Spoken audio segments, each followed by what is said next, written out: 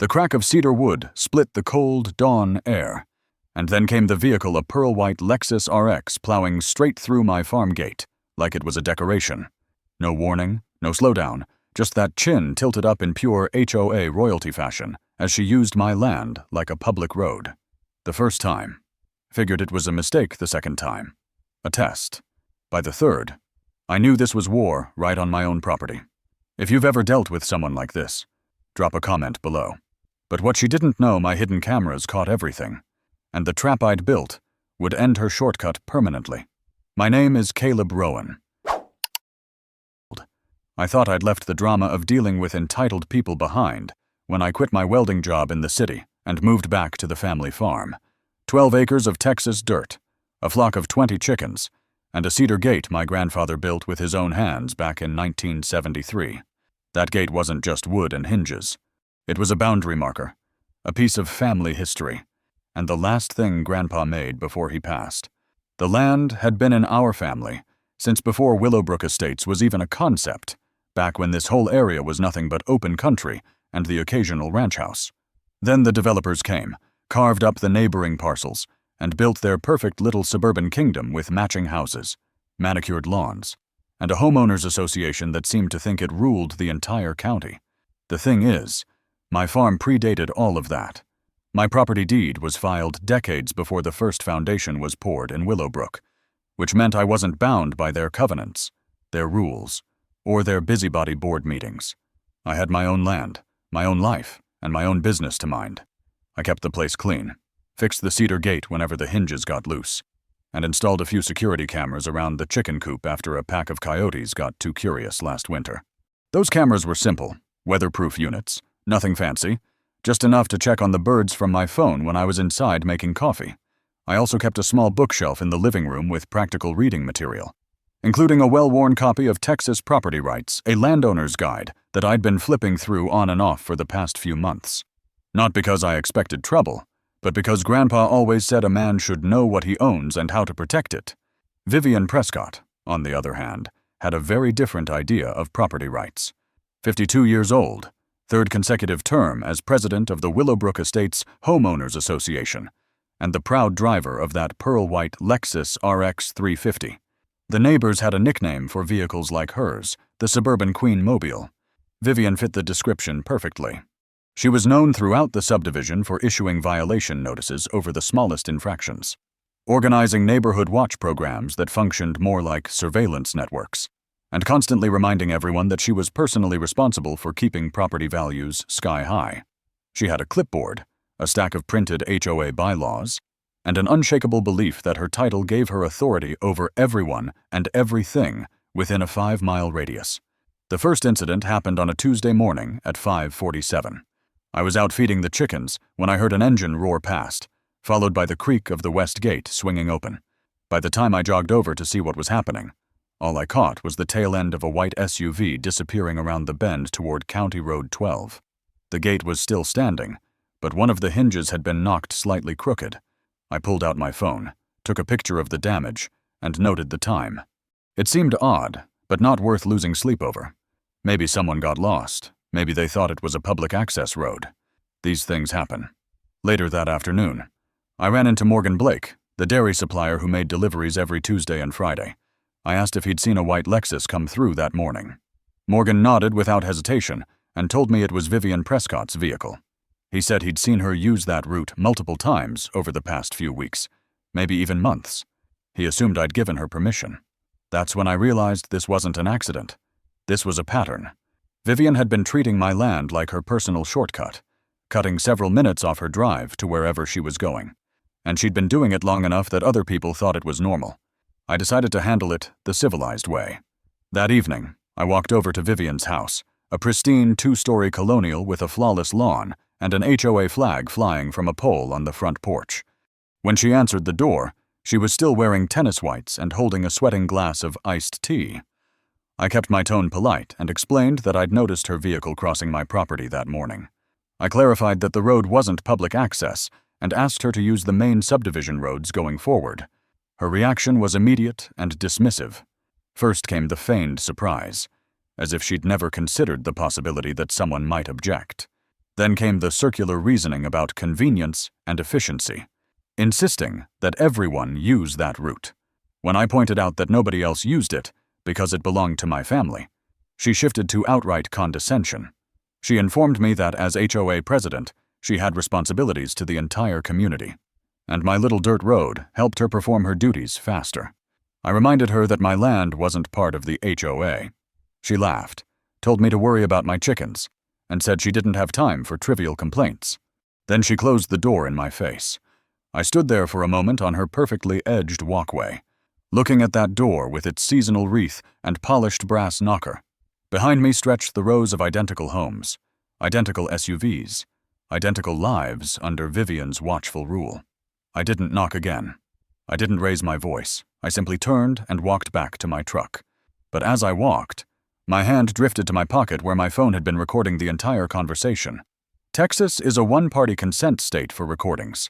I didn't need her permission to document what she'd said, and every word was now saved as evidence. That night, I sat at my kitchen table with my laptop open to the county clerk's website, pulling up the official plat map. The boundaries of my property were marked clearly, including the dirt road Vivian had claimed was no big deal. I opened my dog-eared copy of the Property Rights Guide and flipped to the chapter on criminal trespass. Then I looked out the window toward the west gate, barely visible in the darkness. My voice was quiet when I spoke to the empty room. Next time will be different. 1 week after that doorstep conversation, I sent a certified letter with tracking and signature confirmation. The language was professional and direct, citing deed records, trespassing statutes, and a formal request to cease using my property.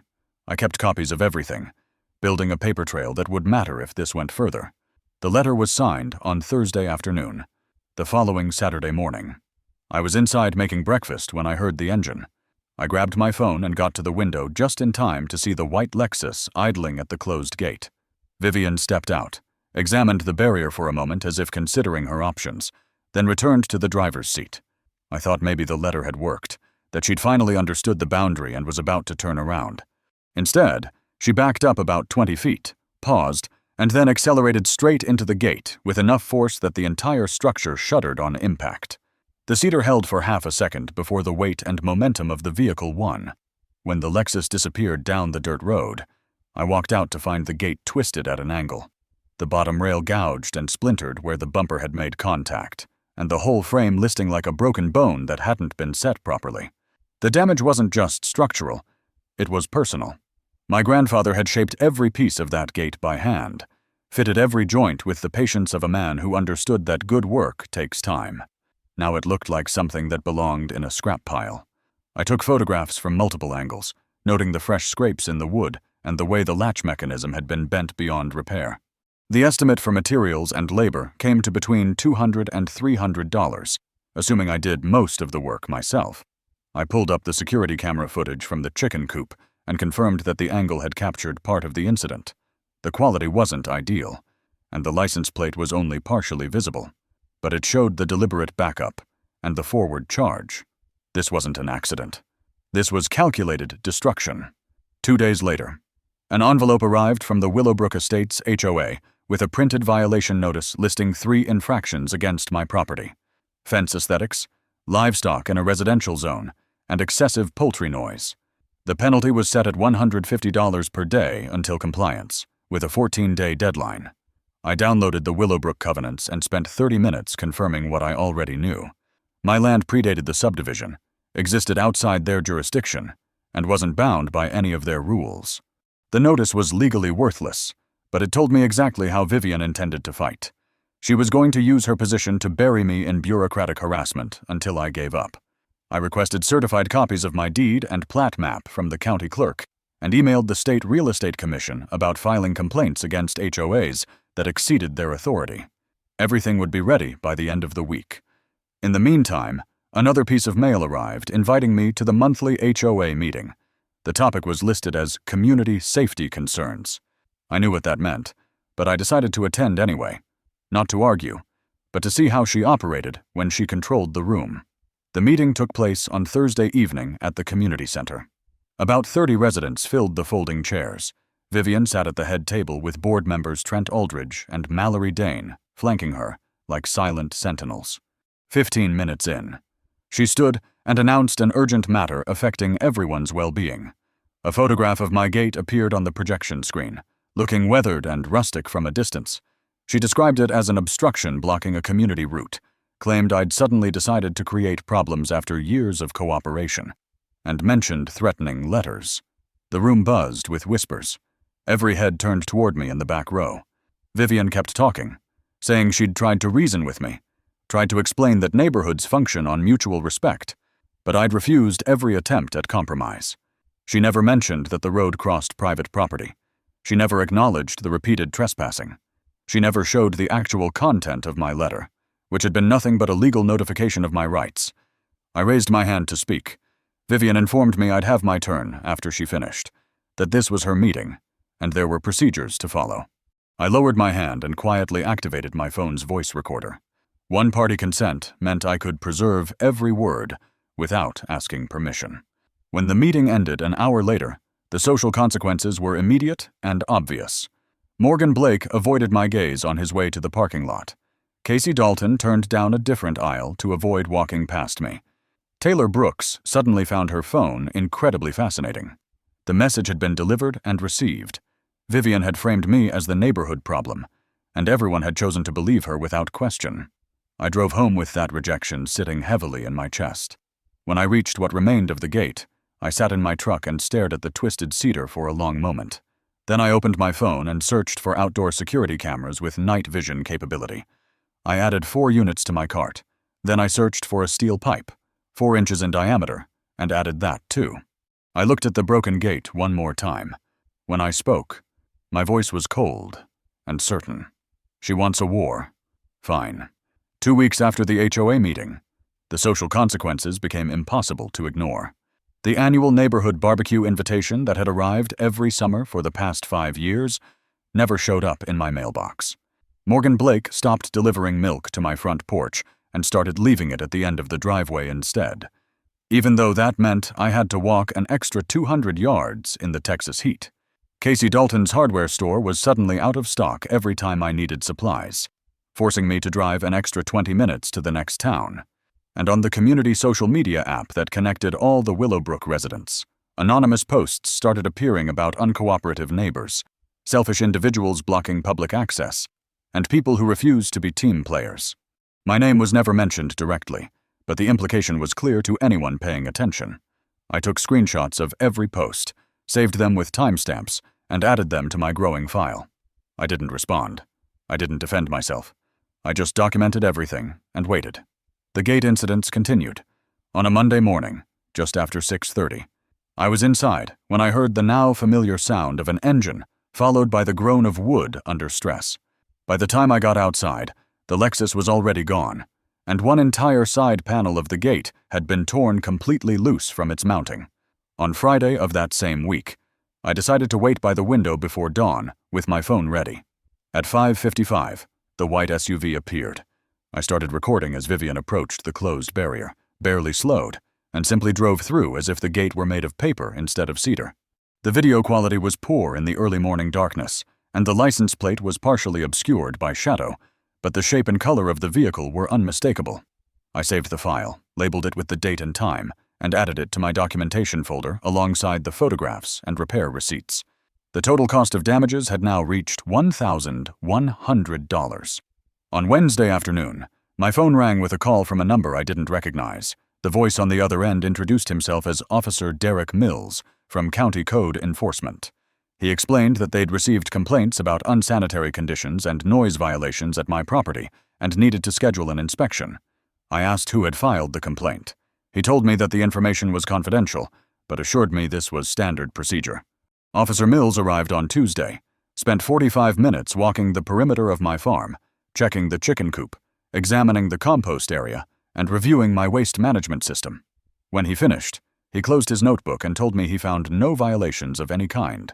The farm met all county standards. I thanked him and asked if these kinds of baseless complaints were common.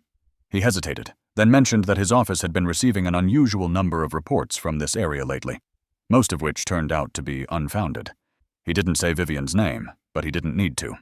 That evening, I sat alone at my kitchen table with everything spread out in front of me. The notebook where I'd logged 4 separate trespassing incidents with dates and times. The repair receipts totaled $1,100.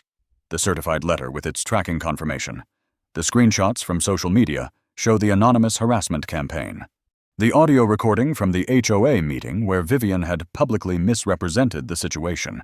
And now, the confirmation that she was using county resources to harass me through false complaints.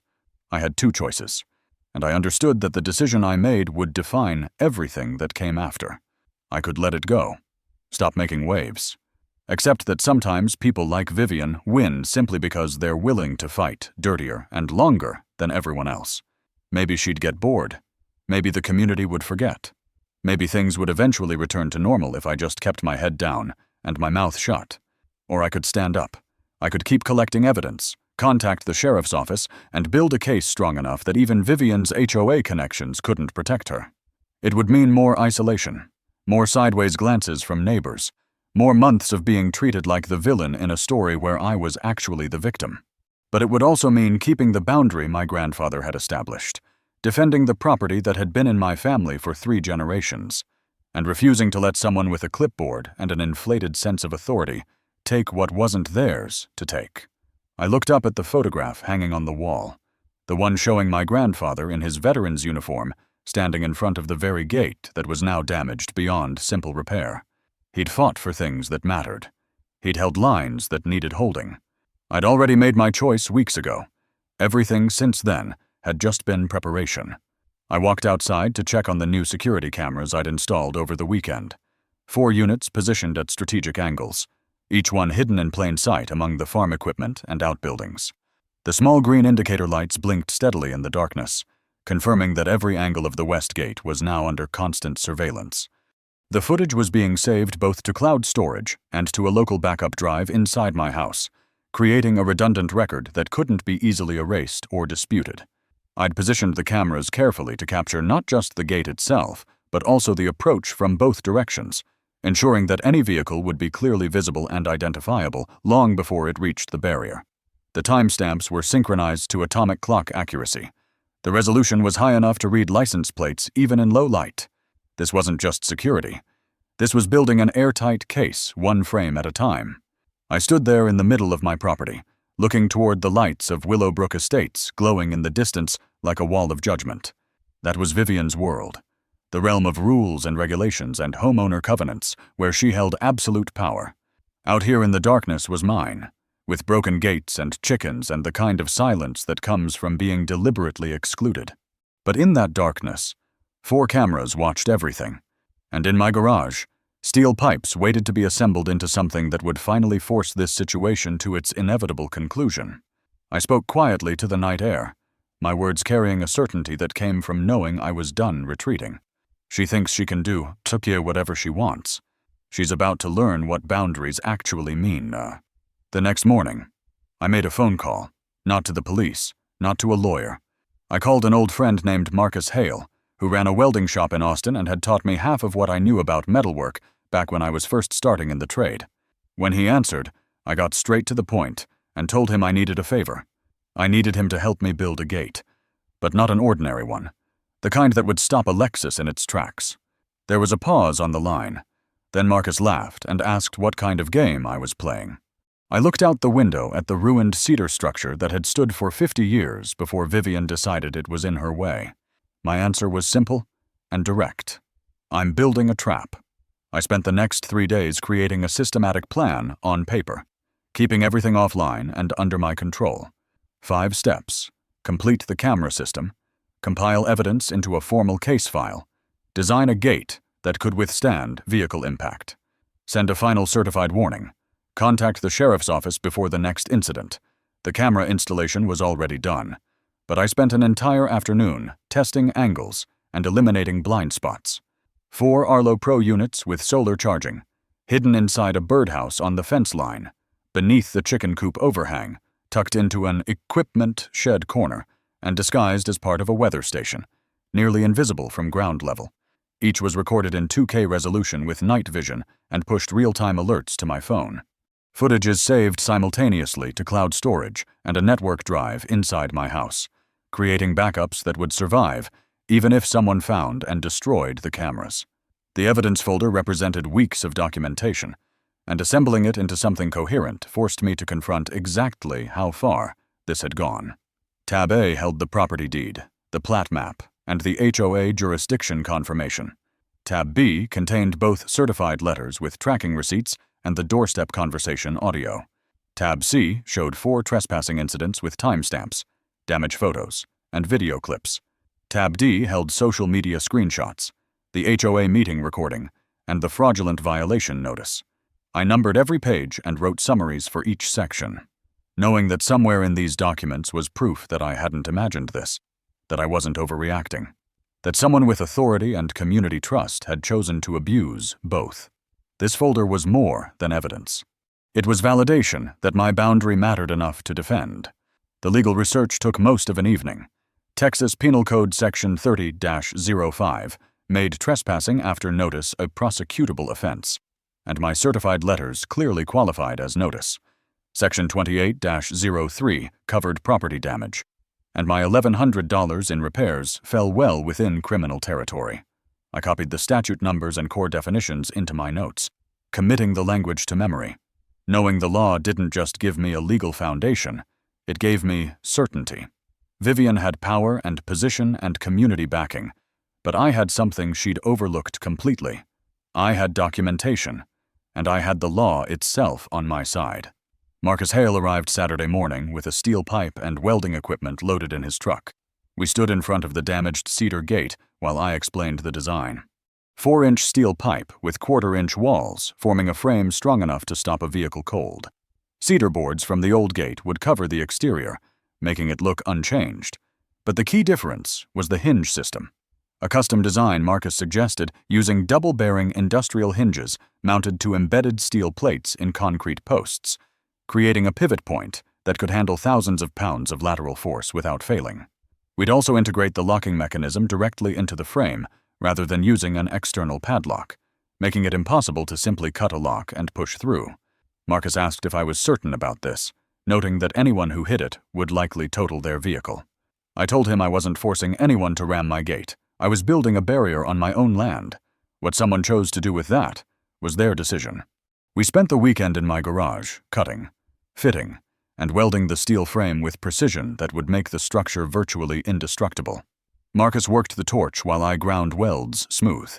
By Sunday evening, we had a 300-pound gate that could probably stop something twice the size of a Lexus.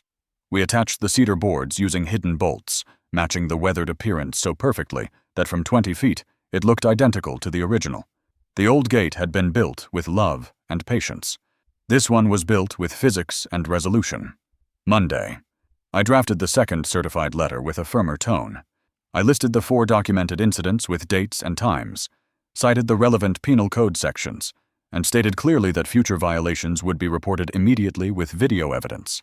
I itemized damages and noted that criminal charges would be pursued if the behavior continued.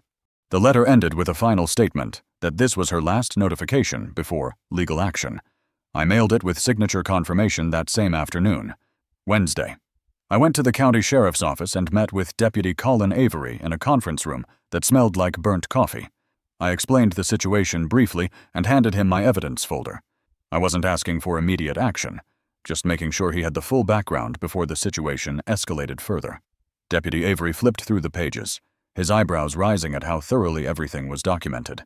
He told me I was better prepared than most people who brought him twice as much trouble. I said I didn't want surprises for either of us. He made notes, took my contact information, and gave me his direct number with instructions to call immediately if anything else happened. Walking out of his office, I felt the shift. The system was now aware and ready. Thursday evening, the new gate was installed. Marcus and I stepped back to look at it. From a distance, it appeared identical to my grandfather's cedar gate, same color and weathering marks we'd deliberately preserved. Only when you touched it could you feel the unyielding steel underneath and the subtle resistance of those industrial hinges. Marcus said if anyone hit this, they'd remember it forever. I looked toward Willowbrook, where Vivian's Lexus sat under landscaping lights. I said quietly that remembering was the point. That night at 9:47, my phone buzzed with a motion alert. I opened the camera app and watched a vehicle approach with headlights off, stopping 30 feet from the gate. The driver's door opened, and a figure stepped out, walking slowly toward the barrier. Even in the infrared camera feed, I recognized Vivian's silhouette and the way she moved with that particular combination of entitlement and caution. She reached the gate and put both hands on it, pushing experimentally. When it didn't budge, she pushed harder. Then she stepped back, walked the length of it, examining the frame, and ran her hand along the top rail. I watched her pause there in the darkness, head tilted as if trying to understand what had changed. She couldn't see the steel in the low light, couldn't feel its weight through the cedar facade, but something had clearly registered as different. She returned to her vehicle, sat motionless behind the wheel for nearly a minute, as if weighing her options, then started the engine, backed up, and drove away without turning her headlights on until she was 50 yards down the road. I set the phone down and smiled for the first time in weeks. She'd come to evaluate the situation, and now she knew the gate had changed. What she didn't know was everything else. All the cameras and documentation and conversations with law enforcement waiting in the background. I spoke to the empty room with quiet certainty. Come ahead. I'm ready. Vivian didn't stay quiet. Over the following week, 2 more letters arrived from the HOA. The first was labeled as a final warning about supposed violations, threatening escalating fines and possible legal action if I didn't remove what they called an unauthorized barrier. The second was a demand letter insisting I dismantle the gate within 72 hours or face a lien against my property. Both letters were signed by Vivian in her capacity as HOA president and copied to the association's attorney, whose name appeared at the bottom in small print. I read them carefully, checking every claim against the covenants I'd already reviewed. None of it had any legal basis. The threats were hollow, designed to intimidate someone who didn't know better. I made copies, added them to Tab D of my evidence folder, and filed the originals in chronological order. Each letter she sent just made the harassment case stronger. Anonymous posts continued appearing on the community app, this time with more alarming language. One claimed that someone had erected a dangerous structure blocking emergency access and that children could be injured. Another suggested that certain residents were creating safety hazards and should be reported to county authorities. A third post asked if anyone else had noticed increasingly hostile behavior from people who refused to follow community standards. The pattern was obvious to anyone paying attention. Vivian was trying to turn public opinion into a weapon, manufacturing outrage where none had existed before. I screenshot each post with timestamps and added them to my file. The digital paper trail was growing longer every day.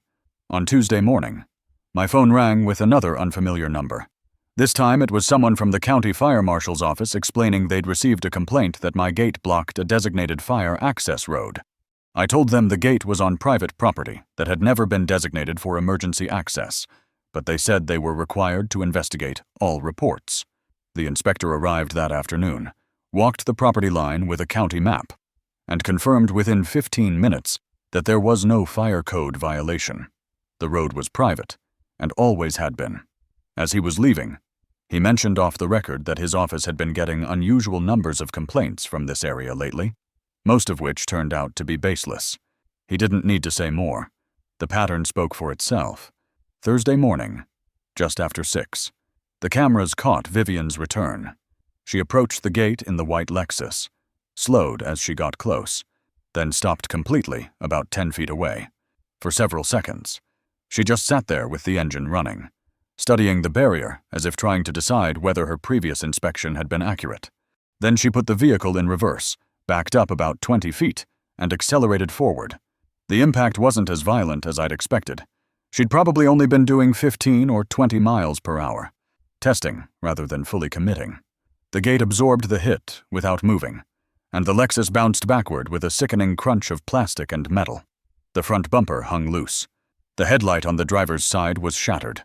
Vivian sat motionless for a moment, probably stunned that the gate hadn't given way, then put the vehicle in reverse and drove off with the damaged bumper scraping against the tire. I watched the footage 3 times, noting every detail: the deliberate backup, the measured acceleration. The moment of impact was when the steel frame proved itself, the shock in her body language when the vehicle recoiled. This wasn't reckless anger. This was calculated testing, and now she knew for certain that something fundamental had changed. I saved the video with a clear file name and timestamp, added it to the evidence folder, and then did something I hadn't done before. I called Deputy Avery and told him what had just happened, offering to send him the footage immediately. He was quiet for a moment, then asked if I wanted to press charges right now. I said no, not yet. He asked why, and I explained my thinking. If Vivian were arrested today, she'd claim it was an accident, that she'd lost control of the vehicle, that she hadn't meant to cause damage. She had community standing, HOA authority, and probably a good attorney. She might get away with a slap on the wrist, maybe probation, or a small fine. But if we waited, if she was given enough rope, she'd eventually reveal her true nature in a way that couldn't be excused or explained away. Deputy Avery understood what I was saying, but warned me I was taking a risk. I told him I knew, but that I wanted this resolved in a way that left no doubt about who was in the wrong. The following Sunday was the annual Willowbrook Estates Community Barbecue, a tradition that brought out nearly every resident for an afternoon of grilled food and neighborhood socializing. The event took place in the Central Park area of the subdivision, and the fastest route from Vivian's house to the park happened to run directly past my property line.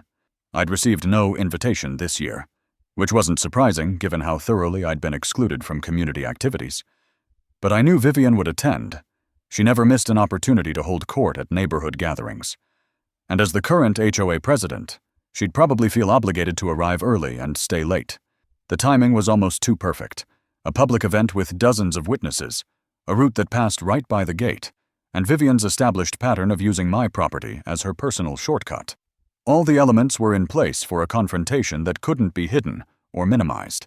I called Deputy Avery on Saturday evening and mentioned casually that the barbecue was happening the next day, that there would be significant foot and vehicle traffic in the area, and that, based on recent patterns, I thought there was a reasonable chance of another incident. He was quiet for a moment, then said he'd make sure a unit was patrolling nearby that morning, just as a precaution. I thanked him and ended the call, knowing that we both understood what was really being arranged. This wasn't about prevention. This was about having an official presence and witnesses when the situation finally came to a head. Sunday morning arrived with clear skies and temperatures already climbing toward 90 degrees by 7. I made coffee, sat on my front porch, and watched the gate through binoculars. At 7:15, I saw the first families heading toward the park with coolers and folding chairs. At 7:30, more vehicles started moving through Willowbrook's streets as people claimed their favorite spots. At 7:45, my phone buzzed with a text from Deputy Avery saying he was in the area and would remain available. I texted back a simple acknowledgement and set the phone on the armrest of my chair. Everything was ready. The cameras were recording. The evidence folder was complete. Law enforcement was standing by. The gate was waiting. All that remained was to see whether Vivian would make the choice I expected her to make. The choice that would finally end this on terms that left no room for doubt or manipulation.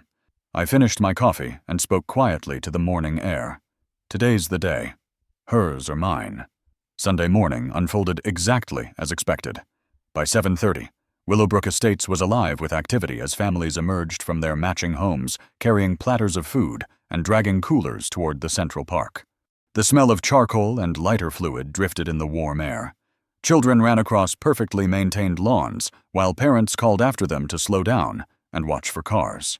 It was the kind of idealized suburban scene that Vivian had spent 6 years cultivating and controlling, the picture-perfect neighborhood where everyone knew their place and followed the rules she'd established. I sat on my porch with coffee and binoculars, watching the distant activity and waiting for the inevitable. At 7:52, my phone buzzed with a motion alert.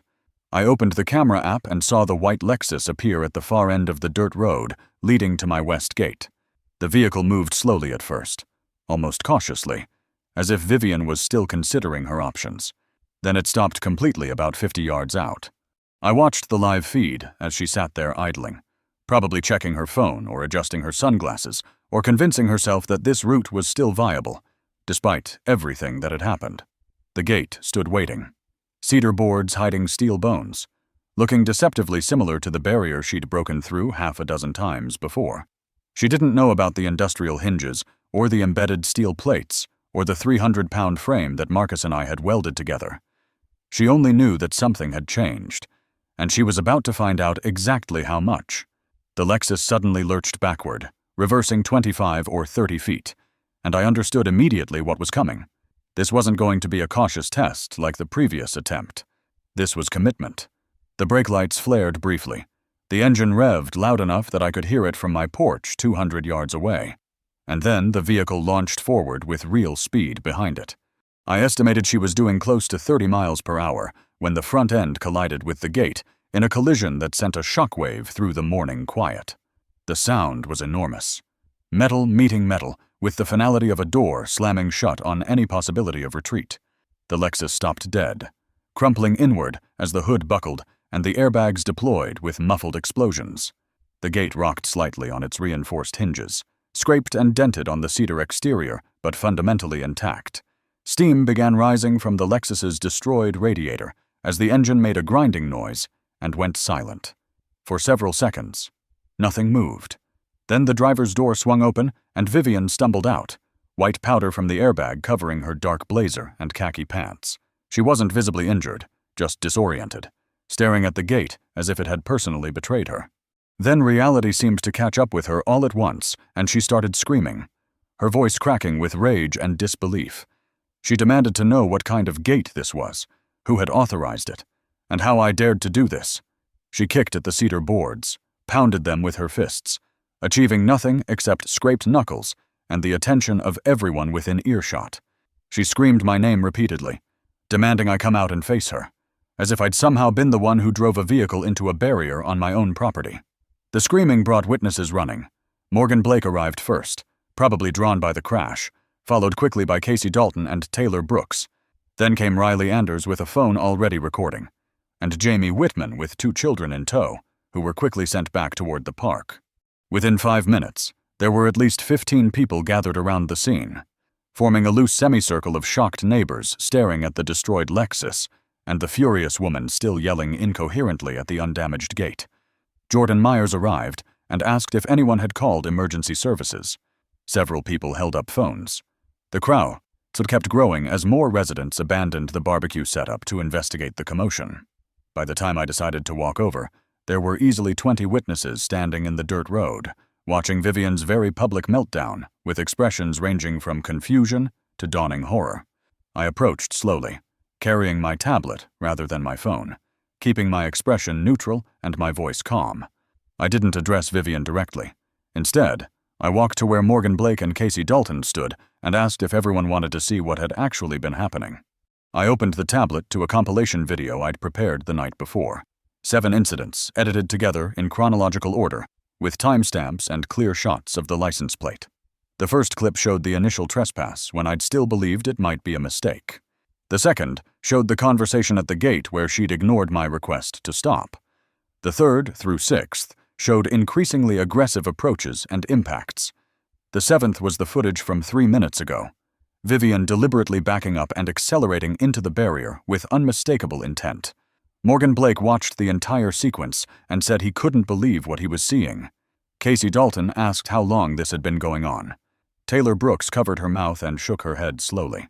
The tablet was passed from person to person, each resident watching with growing understanding that the story they'd been told bore no resemblance to the truth.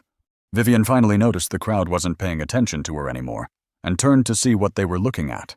When she recognized the video playing on the screen, her face went through a rapid series of changes from anger to panic to desperate denial. She shouted that I was lying, that the footage was manipulated, that they couldn't trust anything I showed them because I'd set her up. She insisted this was entrapment, that I'd built a trap specifically to hurt her.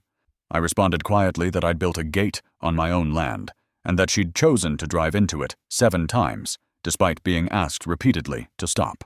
That's when Deputy Colin Avery's patrol vehicle appeared, rolling slowly down the dirt road with lights flashing, but no siren.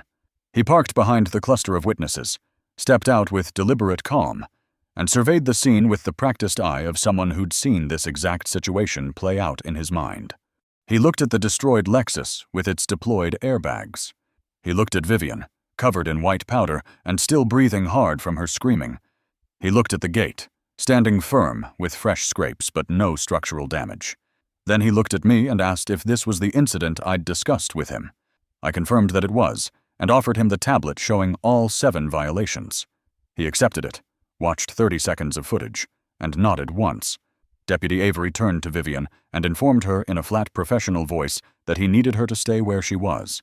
He explained that she had the right to remain silent, and that anything she said could be used against her in court. Vivian interrupted him to insist that he couldn't arrest her, that she was the HOA president, that she had responsibilities and authority.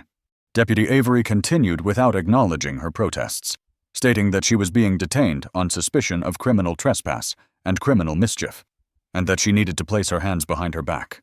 Vivian looked around wildly at the crowd of neighbors, as if expecting someone to intervene, to defend her, to tell the deputy he was making a mistake. No one moved. No one spoke. 20 people who had lived under her authority for years just stood there, watching in stunned silence as handcuffs clicked into place, and Vivian Prescott was guided into the back seat of a county patrol vehicle. I remained where I was as the patrol car pulled away, leaving the demolished Lexus steaming in the morning heat and a crowd of witnesses trying to process what they'd just seen. Morgan Blake approached and said he was sorry, that he hadn't known, that if he'd understood what was really happening, he would have said something sooner. I told him that now everyone knew, and that was what mattered. I walked back toward my house, leaving the neighbors to their whispered conversations and the wreckage of Vivian's carefully constructed authority. The gate still stood exactly where my grandfather had intended it to stand 50 years ago. The boundary had been defended. The line had been held. Vivian Prescott was released on bail 24 hours after her arrest, posting $5,000 to secure her temporary freedom while awaiting trial. But the damage to her reputation had already spread far beyond anything a judge could remedy. Within hours of the incident, the video footage had circulated through the entire Willowbrook community and beyond. Riley Anders had recorded the aftermath on her phone and shared it with a dozen people, who shared it with a dozen more. By Monday morning, everyone in the subdivision and half the surrounding county had seen some version of what happened. The pristine image Vivian had cultivated over 6 years as a competent, responsible community leader evaporated in the time it took for a 30-second video clip to make the rounds. The comments and messages started arriving on Tuesday. Taylor Brooks called to apologize and explained that Vivian had sent her 12 violation notices in a single month 2 years ago, after she'd voted against Vivian in the HOA board election. Jamie Whitman stopped by in person to admit that Vivian had blocked her deck construction permit 3 separate times without providing valid reasons, essentially punishing her for questioning a budget decision at a public meeting. Jordan Myers sent a text describing how Vivian had threatened legal action because he had parked his work truck in his own driveway instead of the garage. Morgan Blake confessed he'd been avoiding me because Vivian had implied she could make trouble for his dairy delivery business if he associated with people who didn't respect community standards. Each conversation revealed the same pattern. Vivian hadn't just abused her authority with me. She'd been doing it systematically to anyone who challenged her control. And now, people finally felt safe enough to speak up. 3 weeks after the arrest, the preliminary hearing took place at the county courthouse. Judge Evelyn Crawford presided. A woman in her early 60s with silver hair pulled back severely and a reputation for no-nonsense efficiency. The courtroom was smaller than I'd expected, with wooden benches that creaked and fluorescent lights that hummed faintly overhead. Vivian sat at the defense table with her attorney, Mason Reeve, a middle-aged man in an expensive suit who'd probably handled hundreds of these cases. She wore a conservative navy blazer and had her hair styled professionally, clearly attempting to project respectability and competence. But when the prosecution began presenting evidence, that facade started cracking almost immediately. The charges were read formally into the record. Criminal trespass under Texas, Penal Code Section 30-05, a Class B misdemeanor. Criminal mischief under Section 28-03, elevated to Class A misdemeanor because the property damage exceeded $750. Harassment under Section 42-07, another Class B misdemeanor, for the pattern of intimidation and false complaints. The prosecutor, a sharp woman named Catherine Lynn, methodically presented the evidence I'd compiled over 2 months. She showed the 7 videos in chronological order, each one time-stamped and geotagged, demonstrating a clear pattern of deliberate trespassing. She entered the 2 certified letters into evidence, proving that Vivian had received explicit written notice to stop entering the property. She presented the repair receipts totaling $1,200 for gate damage. She played the audio recording from my initial conversation with Vivian on her doorstep, where she'd dismissed my concerns and claimed authority she didn't possess. Attorney Reeve attempted to argue that his client was a respected community leader who'd made an unfortunate error in judgment under stress. He suggested that the entire situation stemmed from a misunderstanding about property boundaries and access rights, implying that Vivian had genuinely believed the road was available for community use. He characterized the reinforced gate as an aggressive escalation and hinted that I'd deliberately created a dangerous situation. Judge Crawford listened without expression, then asked to see the property deed and plat map. When those documents were presented, showing clearly that my land predated the HOA and existed outside its jurisdiction, she asked Attorney Reeve if he had any evidence that his client had a legitimate reason to believe otherwise. He did not. The judge then asked if he had any explanation for why his client continued trespassing after receiving 2 certified letters explicitly forbidding entry. He offered only vague statements about miscommunication and competing interpretations of property rights. Judge Crawford cut him off and stated that the evidence showed a pattern of willful, knowing, and repeated violation of clearly established property boundaries. She noted that the defendant held a position of authority in the community and should have understood property law better than most residents. She pointed out that the final incident involved deliberately accelerating into a barrier at high speed, demonstrating not just disregard for property rights, but also reckless disregard for personal safety.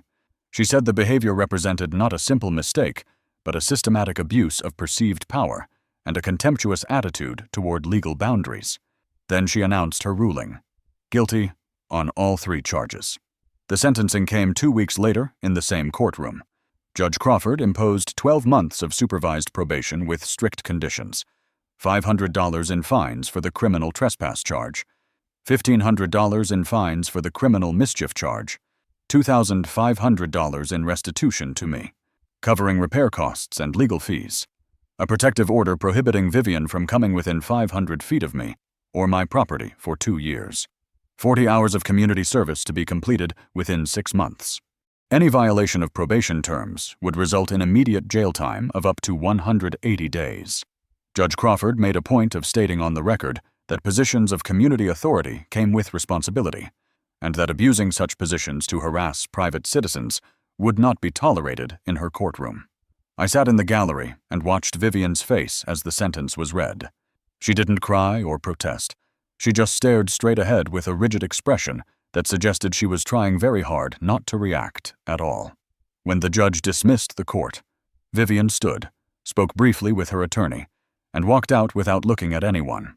I stayed seated for a few extra minutes, letting the courtroom empty, thinking about everything that had led to this moment: the violated boundary, the damaged gate, the systematic harassment, the community's complicity through silence, and now this, the formal recognition that I'd been right to defend what was mine. That evening, I received an email from the Willowbrook Estates HOA board. The message was formal and apologetic, explaining that Vivian Prescott had been removed from her position as president under the association's conduct clause. The board expressed regret for any inconvenience I'd experienced and invited me to attend the next community meeting as a guest. They also mentioned they were reviewing internal procedures to prevent similar abuses of authority in the future. I read the email twice, saved it to my records, and then closed my laptop. I didn't want revenge or vindication or public acknowledgement. I just wanted to be left alone on the land my grandfather had protected, behind the gate that now finally served its intended purpose. The boundary had been tested and had held. Justice had been slow, but ultimately certain. That was enough. 6 months after the sentencing, autumn arrived in Texas with cooler mornings and the first hints of color appearing in the trees along the property line. The farm had settled back into its natural rhythm. The chickens produced eggs on schedule. The garden yielded tomatoes and peppers. The cedar gate, still reinforced with steel underneath its weathered exterior, opened and closed smoothly whenever I needed to bring supplies in from the county road. The scrapes and dents from Vivian's final collision had been touched up with wood stain until they were barely noticeable, unless you knew exactly where to look. To a casual observer, nothing appeared to have changed, but everyone in the area knew the story of that gate and what it represented. Vivian Prescott completed her 40 hours of community service picking up litter along county highways and cleaning tables at the local food bank. She fulfilled the terms of her probation without incident, attending every required check-in and paying every fine on schedule. By the time her obligations were complete, she and her husband had already listed their house for sale. The realtor's sign went up in March, and the property sold in April to a young family from Oklahoma who knew nothing about HOA politics or property disputes. Vivian and her husband moved to a small town in New Mexico where none of their neighbors had heard about HOA presidents or reinforced gates or arrests at community barbecues. The white Lexus had been totaled and sold for parts. She drove a modest sedan now, probably something that wouldn't draw attention or carry memories. I heard these details secondhand through Morgan Blake, who seemed to feel obligated to keep me updated, even though I'd stopped asking. Vivian's departure wasn't dramatic or newsworthy. She simply faded from the community she'd once controlled, leaving barely a ripple behind. The Willowbrook HOA underwent its own transformation. Trent Aldridge took over as president, a man who'd served quietly as vice president under Vivian's administration, but had rarely spoken up during her reign. Within his first month, Trent proposed amendments to the association's bylaws that redistributed authority away from the president and required board votes for any enforcement actions. Meetings were now recorded and minutes posted publicly online, where any resident could review them. Violation notices required photographic evidence and had to be reviewed by at least 3 board members before being issued. The changes weren't revolutionary, but they represented a fundamental shift from authoritarian control to transparent accountability. Trent called me in May to ask if I'd be willing to serve as an informal advisor on property boundary issues, helping residents understand where HOA authority ended and private rights began. I declined the formal position, but said I'd answer questions if people needed guidance. It was enough. My relationship with the neighbors evolved gradually over those months. Morgan Blake resumed delivering milk to my front porch, and we'd often spend a few minutes talking about the weather or livestock prices, or nothing in particular. Casey Dalton made a point of keeping certain supplies in stock that he knew I used regularly, and he'd call when they arrived, instead of making me drive over to check. Taylor Brooks started buying eggs from me every Saturday morning, and those transactions turned into longer conversations about gardening and county politics and the small details of rural life.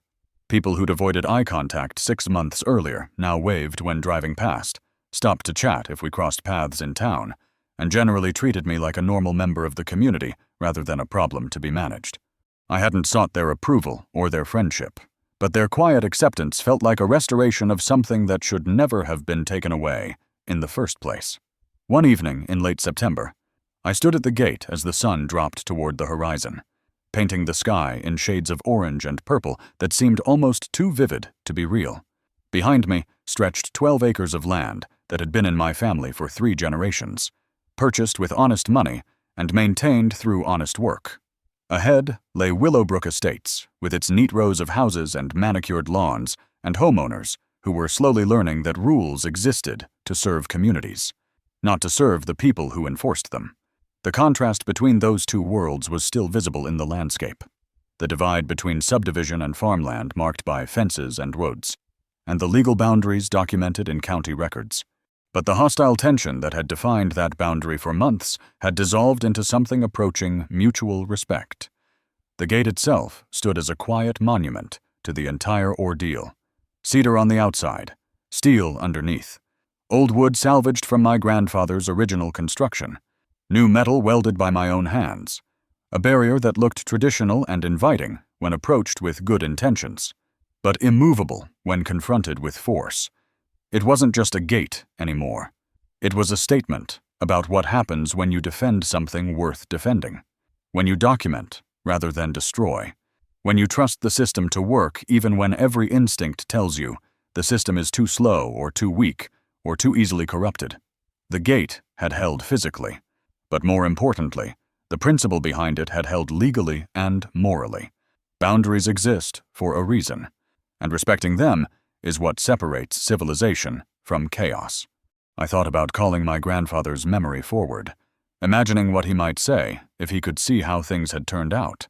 He'd probably tell me I'd handled it correctly, that standing your ground matters less than knowing when to stand and when to bend.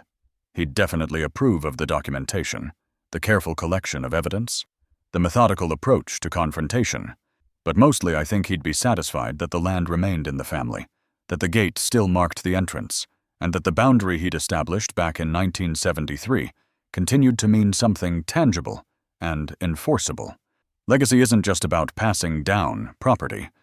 It's about passing down the understanding that some things are worth the trouble it takes to protect them. My phone rang, breaking the silence of the cooling evening. The number wasn't in my contacts, and I almost declined the call before curiosity made me answer. A woman's voice introduced herself as a journalist from a regional newspaper covering stories about property rights and HOA governance in Texas.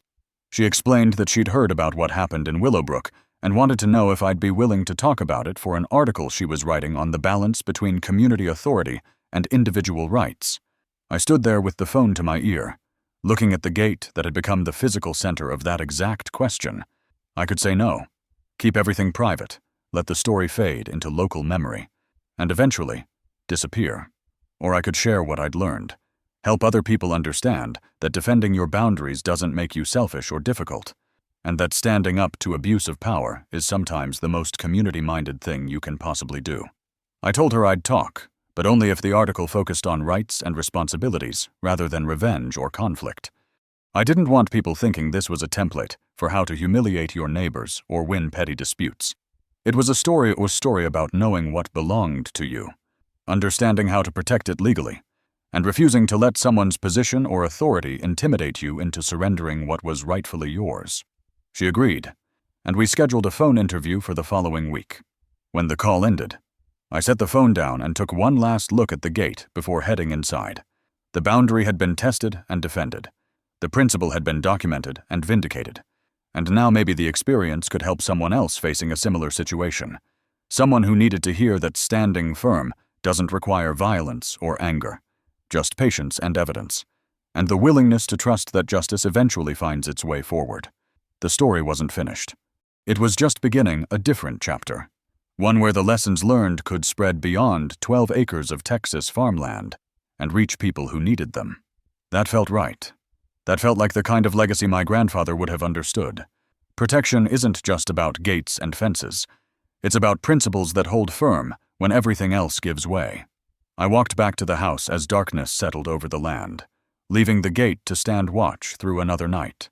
Solid and unmoved, exactly where it belonged. 3 months after that phone conversation, the article appeared in the regional section of the newspaper with a headline about property rights and community governance. The journalist had kept her word, focusing on the legal framework and the importance of documentation rather than sensationalizing the personal conflict. She quoted me, explaining that boundaries aren't just physical lines on a map. They're agreements about respect and autonomy that make it possible for different people with different values to live near each other without constant friction.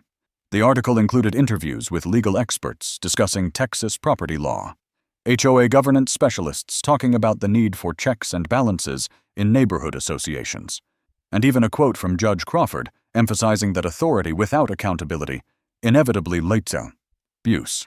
Within days of publication, I started receiving emails from people in other counties, other states, facing similar situations with overbearing HOAs or neighbors who refused to respect boundaries. They wanted advice, encouragement, reassurance that standing up was worth the cost. I responded to every message with the same basic guidance. Document everything with dates and times and photographs. Know your legal rights by reading the actual statutes rather than relying on what someone tells you. Send formal written notices that create paper trails. Contact authorities before situations escalate so they have context when incidents occur. Build your case methodically and trust that the system works if you give it the evidence it needs to work properly. And most importantly, remember that defending your boundaries isn't about being difficult or aggressive. It's about maintaining the principle that people don't get to take what isn't theirs simply because they have confidence or position or community support. Some of those people thanked me and said the advice helped them resolve their situations. Others just appreciated knowing they weren't alone in facing these problems. If you've ever dealt with someone who thought rules didn't apply to them, someone who used authority or social pressure to push boundaries that should have been respected, I hope this story reminds you that standing firm is possible, It takes patience, preparation, and a willingness to trust the slow machinery of justice. But it works when you do it right. Boundaries exist for a reason. Defending them isn't selfish. It's the foundation of every functional community. And sometimes it takes one person willing to hold the line to remind everyone else why those lines matter in the first place.